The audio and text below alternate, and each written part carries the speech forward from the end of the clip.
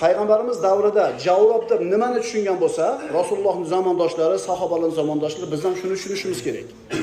Agar bizning zamonimizdagi paypoqni javrob deb tushunayotgan bo'lsak, u javrobni bizning paypog'imizga o'xshatib biz tushunganda qaytadigan bo'lsak, demak Yusuf alayhisalom hududida turganda mashina kelgan.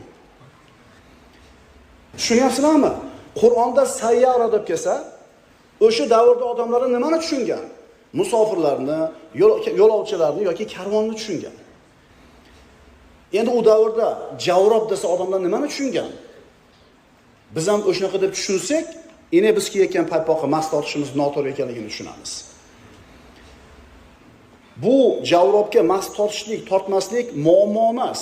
Hadislar bor. Payg'ambarimizga tortdi degan hadis turibdi. Bir qancha ulug' sahobalar javrobiga mas tortdi degan masala turibdi. Bu hadisga amal qilmaydi bular degan paytda insof qilinglar. Biz javrobga mas tortishlik borligini tan olamiz. Muammo nimada? Muammo javrobda nima ekanligini tushunishda. Yusuf alayhisalom hududida turibdi, sayyora keldi.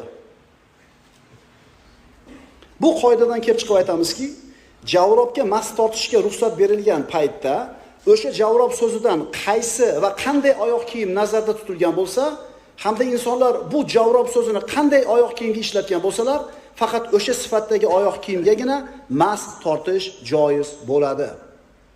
Demak, javrobga mas tortishlik deb muammo yo'q ekan. Muammo nimada ekan? O'sha javrobda nima ekanligini tushunishda ekan.